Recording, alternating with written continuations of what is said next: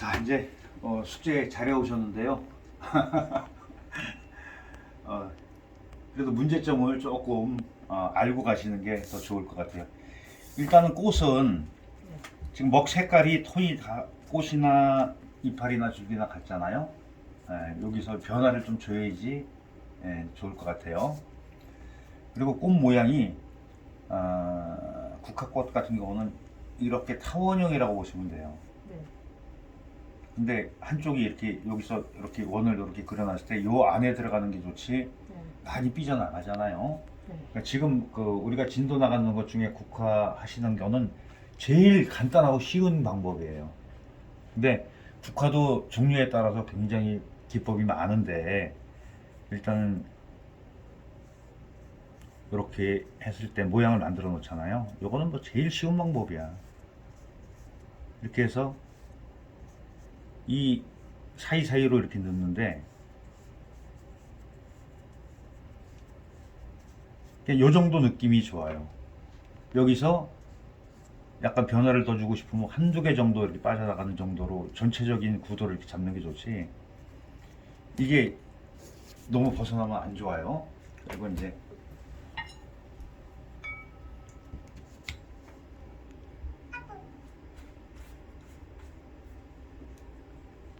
색을 좀 봐야 되는데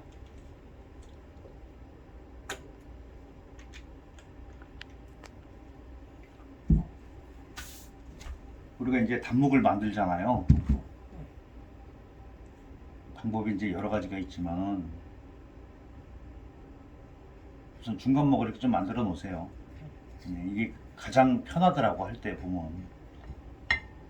그러니까 저희 옛날에 배울 때는 이렇게 안 하고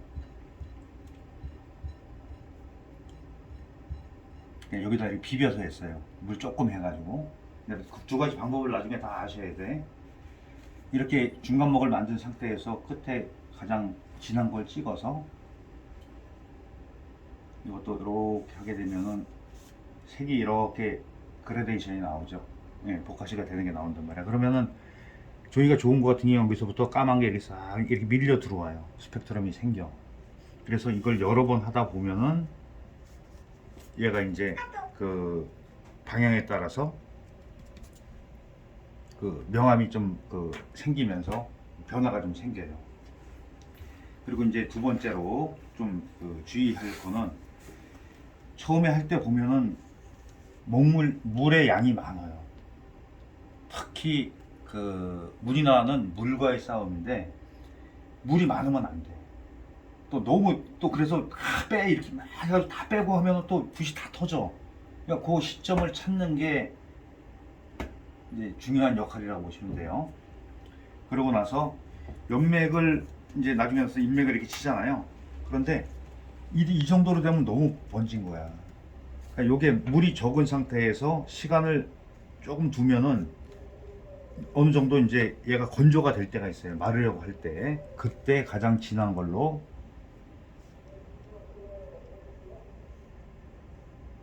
이렇게 해주셔야지 얘가 나중에 이렇게 팍 서로 그냥 이렇게 퍼진 것 같은 느낌을 방지할 수가 있어요. 이것도 지금 설명드리려고 빨리 했지만은 조금 더 마른 상태에서 하세요. 이 시점 찾는 거 중요해요. 그러니까 오늘은 이제 이걸 가지고 이제 해서 두 개짜리 할 거예요. 네. 이렇게 해서 이제 교정 좀 하시고요. 네. 네. 자, 이제 교정 받으셨죠? 교정 받은 거를 기본으로 해서 이제 오늘은 두 송이 들어가는 걸 할 거예요. 그리고 요즘 국화 많이 이렇게 꽃 피기 전에 이파리 벌써 맺힌 거 있어요. 그거 한번 보세요. 똑바로 이렇게 중심을 똑바로 잡지 말고 약간 차선으로 잡고 하시는 게 좋아요.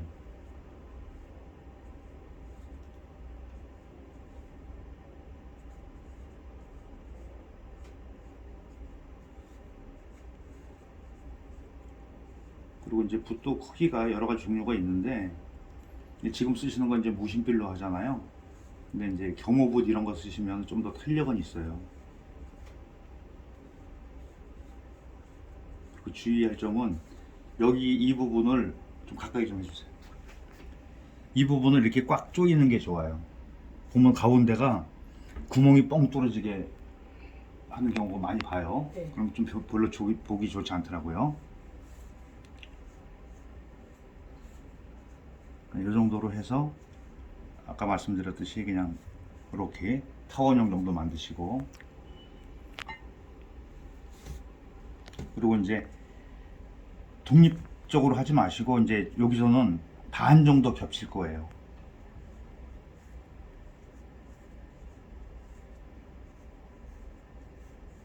이렇게 되면은 얘가 이렇게 겹칠 거예요.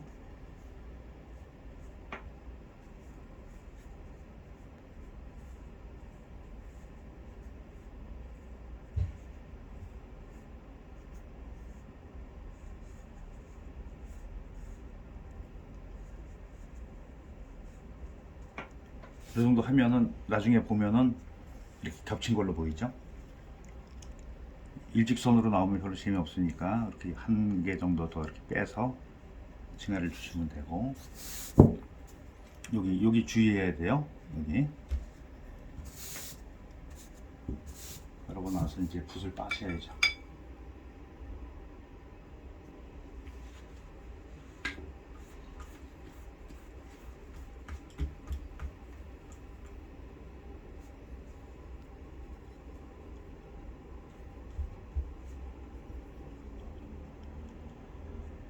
이것도 한 번에 이렇게 하지 말고 절법을 쓰면은 조금 더 그렇게 가지같이 보여요. 이거는 줄기를 2개 할게요.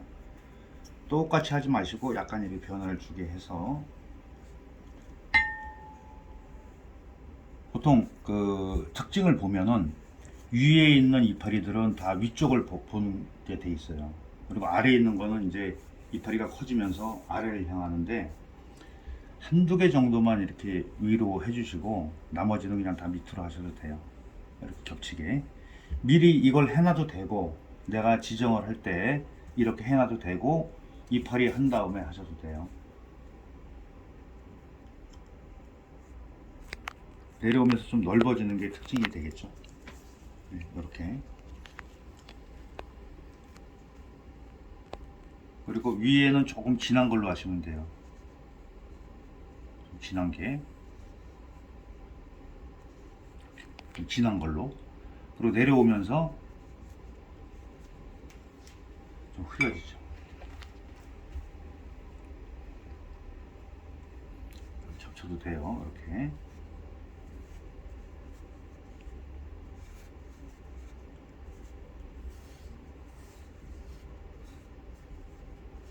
이렇게 되면 서로 겹쳐지게 되죠. 이것도 하고 났을 때 뭉친 데와 떨어진 데, 이렇게 공간도 좀 이렇게 잘 고려를 해가면서 하셔야 돼요. 이제 이런 경우 이제 보면 이렇게 같은 선상에 있을 수가 있어요. 이럴 때는 이걸 살짝 해서 하나쯤 여기다 더 이렇게 하셔도 돼요. 그럼 겹쳐서 이걸 깨트릴 수가 있어요.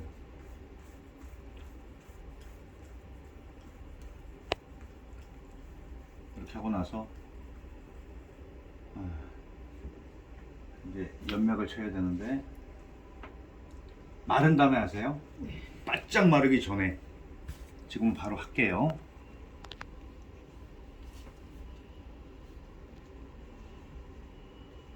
그리고 이렇게 새카맣게 돼서 진한 거라고 안 하시면 안 돼요. 나중에 다 이게 표시가 나요.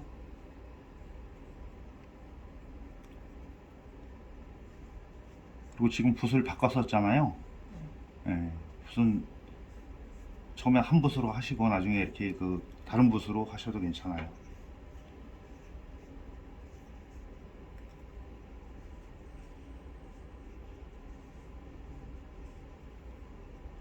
그리고 좀 전에 말씀하신 거 행서 이제 배우잖아요, 우리가 화재 쓰기 위해서.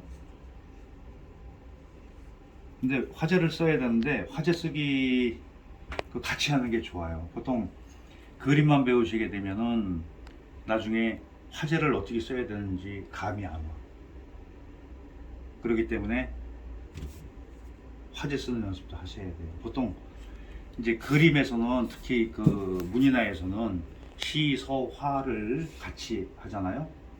이제 시가 있어야 돼, 글이 있어야 돼, 내용. 이게 화재라고 그러죠. 화제 쓰고 그 다음에 글씨가 들어가잖아요. 글씨. 그 글씨도 굉장히 그 점수를 많이 줘요. 이제 그림은 잘 그렸는데 글씨가 너무 엉망이면은 그림 전체를 망치니까. 그 다음에 그림이죠. 그러니까 세 가지가 잘 조화를 시키는 그런 그림의 완성도가 높다 이렇게 볼 수가 있어요. 일단은 여기다가 그리고 이제 저희 교남연수의 수업이 좋은 게 글씨 쓰러 다른 데 안 가셔도 되잖아. 자, 여기 빈 공간 중에 자, 이 여백을 보는데 어느 쪽에다 할지를 정해서 하시면 돼요. 이쪽을 좀 넓게 잡아주고 오늘은 여기다가 제가 2자만 써드릴게요.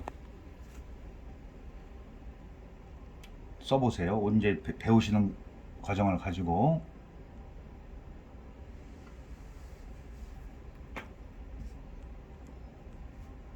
좀 또박또박 쓸게요.